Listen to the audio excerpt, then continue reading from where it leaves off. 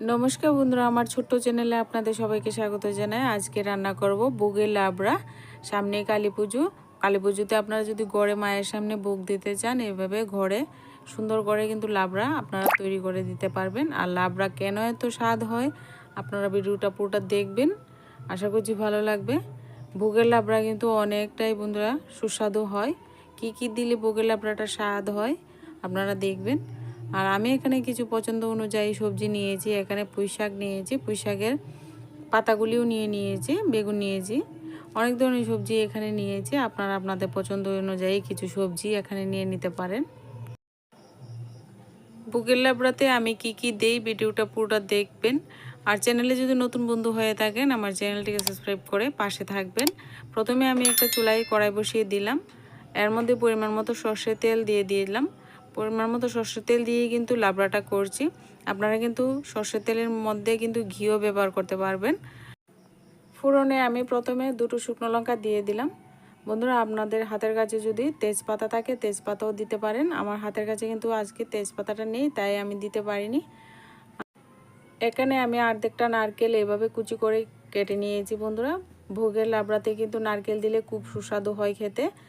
আর আমি এখানে কুচি করে নিয়েছি, আপনারা কিন্তু নারকেল কুড়াও ব্যবহার করতে পারবেন। নারকেল কুড়া দিলে কিন্তু আরও ভীষণ ভালো হয়।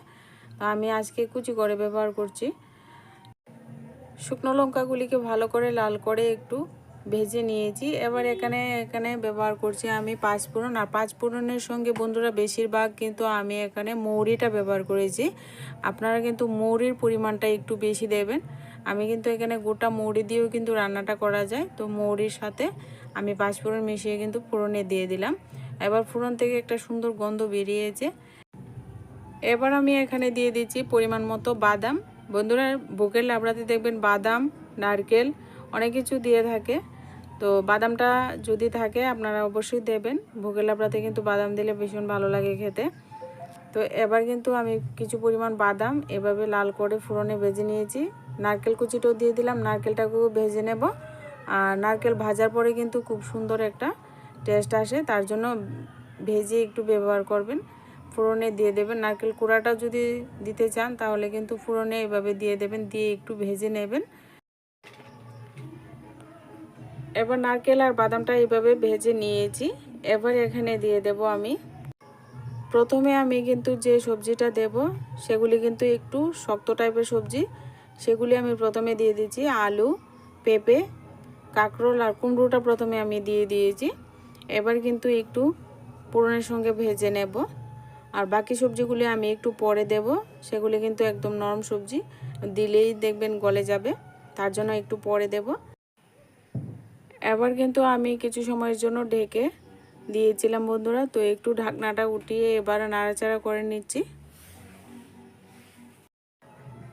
এই পর্যায়ে চুলার আঁচটাকে লোতে রেখেছি বন্ধুরা। এই পর্যায়ে চুলার আঁচটাকে লোতে রাখতে হবে।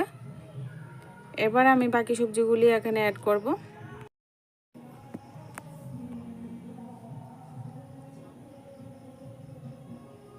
আমি কিন্তু এখানে লাউ ডুকা নিয়েছি আর পুঁইশাক নিয়েছি। আর একদম পুঁইশাকের যে নরম কচি পাতাগুলি আছে সবগুলি আমি দিয়ে দিয়েছি, একেবারে যেন নরম হয়ে যায়। আর সবজির মধ্যে যখন দেখবেন একটু গাটা গাটা হয় তাহলে কিন্তু খেতে ভালো হয়, তার জন্য কিন্তু পাতাগুলিও দিয়ে দেবেন। এবার আরেকটু সময় ঢেকে দিয়েছি।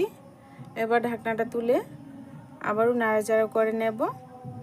আর এখনও পর্যন্ত কিন্তু আমি জল অ্যাড করিনি, আমি অল্প পরিমাণ একটু জল অ্যাড করব। এবার একটু সবজিটা নাড়াচাড়া দিয়ে নিয়েছি।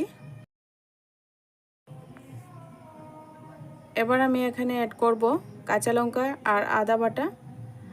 এখানে আপনারা পরিমাণ মতো কাঁচা লঙ্কা দেবেন আর আদা বাটা দিয়ে দিচ্ছি 1 চামচ। ঝালটা কিন্তু আপনারা পরিমাণ মতো দেবেন। আমি কিন্তু এখানে 5-6টা কাঁচা লঙ্কা দিয়েছি। পরিমাণ মতো লবণ দিয়ে ভালো করে নাড়াচাড়া করে মিশিয়ে নেব। ভালো করে নাড়াচাড়া করে দিয়ে কিন্তু সমস্ত উপকরণ ভালো করে মিশিয়ে নিয়েছি। এবার এখানে আমি 1 কাপের মতো জল অ্যাড করব বন্ধুরা। এর থেকে কিন্তু বেশি জল ব্যবহার করব না।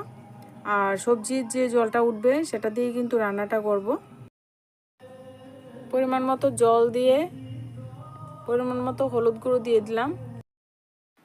এখানে এক চামচ ভাজা মশলা ব্যবহার করছি, এর মধ্যে জিরে, ধনে, তেজপাতা সব মেশানো আছে। নিরামিষ সবজিতে দিলে কিন্তু ভীষণ ভালো হয়, তো খুব সুন্দর একটা গন্ধ হয়।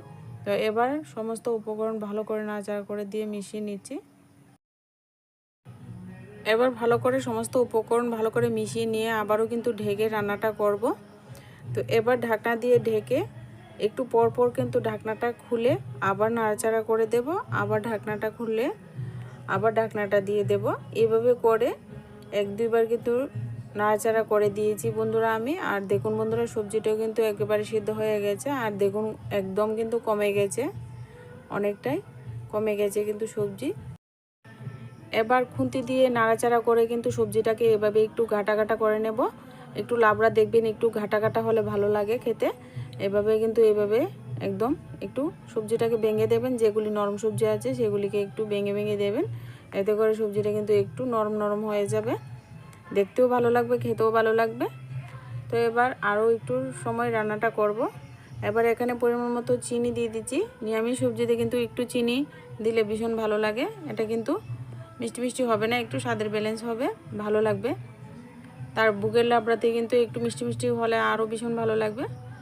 তো আমার এই বুগের লাবড়াটা যদি আপনাদের কাছে ভালো লাগে, অবশ্যই আপনারা বাড়িতে ট্রাই করবেন। যে কোনো পুজোতে কিন্তু এই বুগের লাবড়া কিন্তু আপনারা করে মায়ের কাছে বুক দিতে পারেন, অন্য বুক দিতে পারেন, খুব লাবড়া। তো এবার কিন্তু আরও একটু সময় কিন্তু ঢেকে রান্নাটা করব। এবার কিন্তু সমস্ত সবজি ভালো করে একেবারে নরম হয়ে গেছে। আর এইভাবে নাড়াচাড়া করে দিয়ে কিন্তু আরেকটু নরম করে নেব। এরপর কিন্তু আমি এখানে 1 চামচ ঘি অ্যাড করব বন্ধুরা।